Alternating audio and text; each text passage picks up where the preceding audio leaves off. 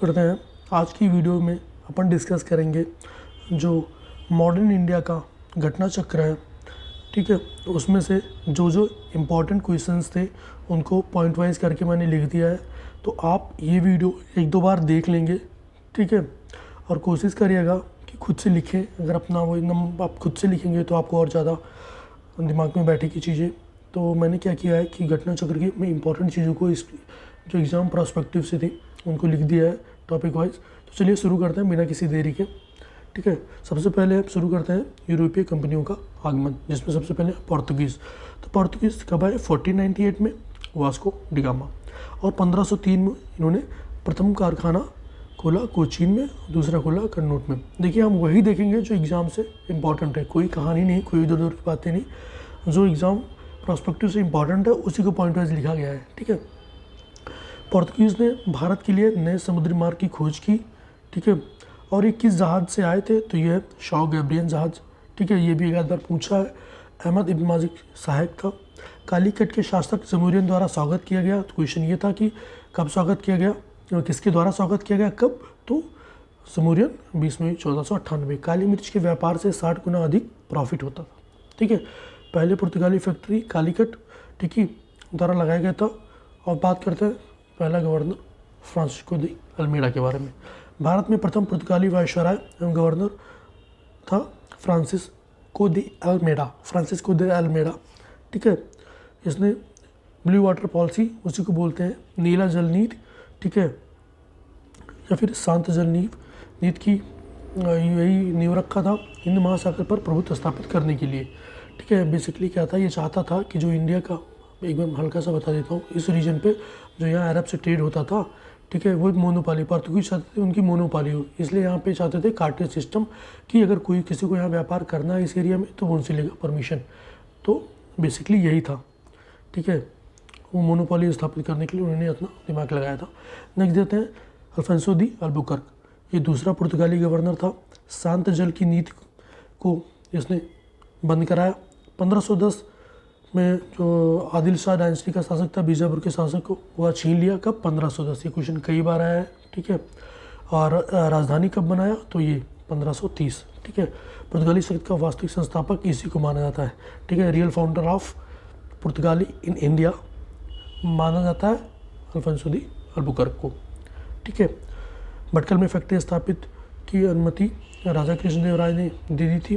कोचीन में किले का पहला यूरोपीय पुर्तगाली निर्माता।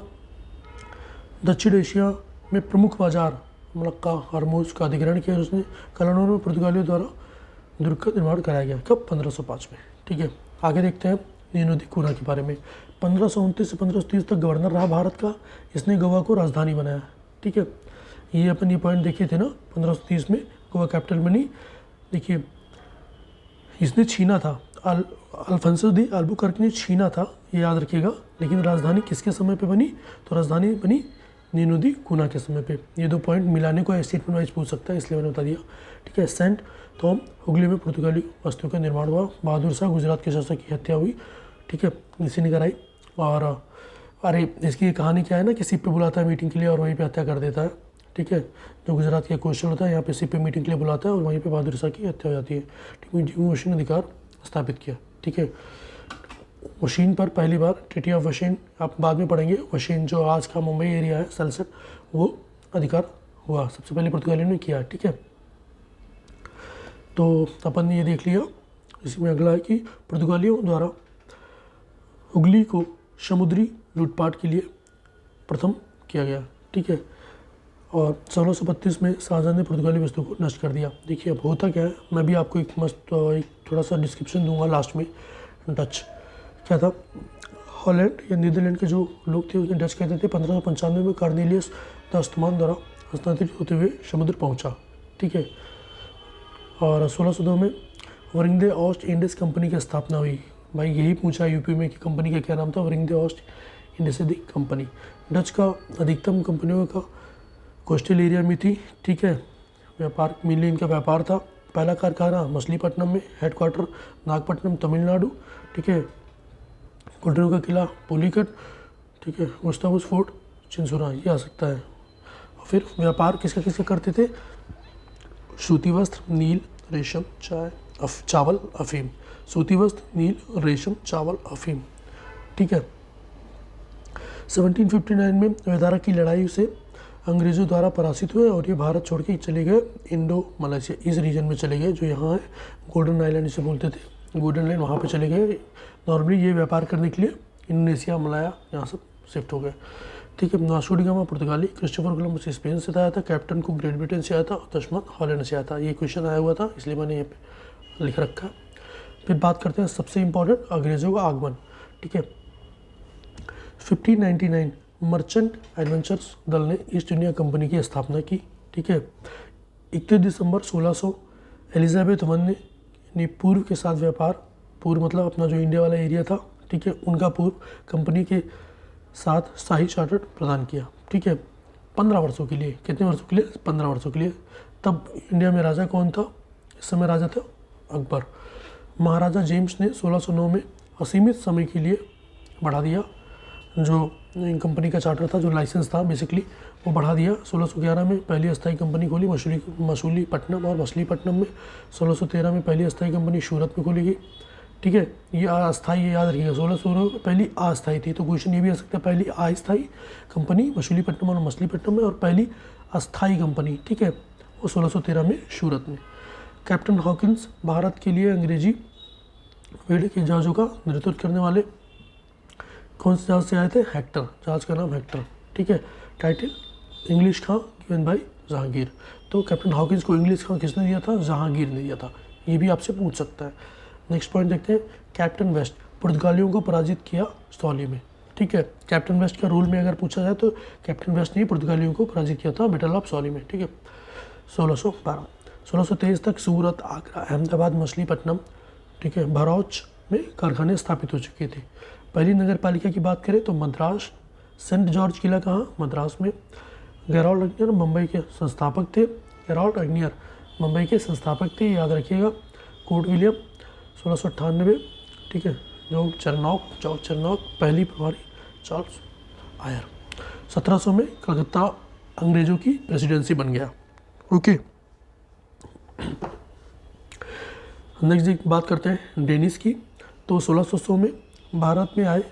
ठीक है। पहला कारखाना तमिलनाडु ट्रैंकवेयर में खोला गया। 1676 में श्रीरामपुर बंगाल में अन्य कारखाना खोला गया। 1845 में तक सभी कंपनियों अंग्रेज को बेच दी। ठीक है। फिर बात करते हैं फ्रेंच की। 1664 में लुई कोलवर्ट, जो कि फ्रांस के वित्त मंत्री थे, के प्रयासों से स्थापित कंपनी को ला कैम्पेगनी फ्रांसीसी दी फ्रेंच ओरिएंटलिस। ठीक है भाई साहब, ये नाम ही खतरनाक है, याद रखिएगा। अगली 2 बार पढ़ लेंगे तो ऑप्शन देख के अपने आप आ जाएगा।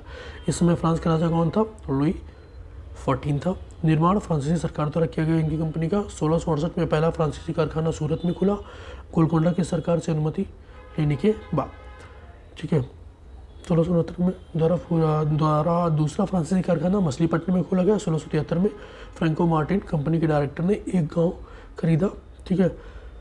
फिर और ये अब मैं आपको इसकी कहानी आप अच्छे से समझाऊंगा। ये गांव बाद में पांडिचेरी कहलाया। बल्गभट्ट का प्रमुख शिवधरी सच्चाई लौटाई थी। कोट और कोटले किला पांडिचेरी में निर्मित है। 1721 में, यार ये पहले पूछता था इसलिए मैंने लिख दिया। ठीक है। फिर 1725 में मालाबार और 1739 में करैकल जीता। ठीक है। तो अभी अपन ने ये देखा ना कि यूरोपियन कब कब आए। तब मैं आपको एक बीच में एक चीज़ समझा देता हूँ यूरोपियन का। ठीक है। आप देखिएगा हुआ क्या है ना कि ये अपना भारत है, मान लीजिए। ठीक है। ये अपना भारत है। ठीक है। हुआ क्या कि जब यूरोपियन भारत पहले आए ना, तो उन्होंने पहले साउथ पे क्यों किया हमला? पहली बात तो ये, क्योंकि यहाँ पे सेंट्रल एजेंसी ना अकबर के टाइम पे, ठीक है, बहुत स्ट्रॉन्ग थी। इसका कंट्रोल अच्छा था। जब भी कहीं की जब सेंट्रल पावर अच्छी होती है ना, तो आप समझो वो वहाँ की सरकार, वहाँ की नीतियाँ अच्छी लगेंगी। ठीक है। वो अच्छे से चलेंगी, वो कंट्रोल में रहेगा। तो उन्होंने पहले साउथ पे कब्जा किया। हालांकि पुर्तगालियों ने यहाँ पे अटैक किया था, लेकिन यहाँ पे बंदा स्ट्रॉन्ग में शाहजहाँ, औरंगजेब, ये लोग थे। ये लोग किसी को पनपने नहीं दिए। ठीक है। तो आपके मन में आ सकता है कि साउथ में ही क्यों गए। ठीक है। तो इसका एक फैक्टर ये भी है ना कि मानसून के सहारे आए थे। ठीक है। अरब से ट्रेड होता था, ये लोग मानसून से आते थे, तो इसलिए यहीं पे गए। तो वैसे कोई भी आपको डाउट हो मैं इसका कॉन्सेप्ट तो बहुत अच्छे से बता सकता हूँ, एक एक पॉइंट कि बंगाल में ही क्यों है, बंगाल को गोल्डन लैंड क्यों कहा जाता था, बंगाल के क्या टेक्सटाइल्स थे। तो लेकिन अभी जो एग्ज़ाम प्रोस्पेक्टिव ज़्यादा इंपॉर्टेंट है वो आप देखिएगा। तो ये भी मैंने करा दिया। अगले वीडियो में अपन देखेंगे ट्रीटीज़ के बारे में, इंपॉर्टेंट ट्रीटीज़। ठीक है, तब तक के लिए बने रहिए हमारे चैनल पे। Thank you very much.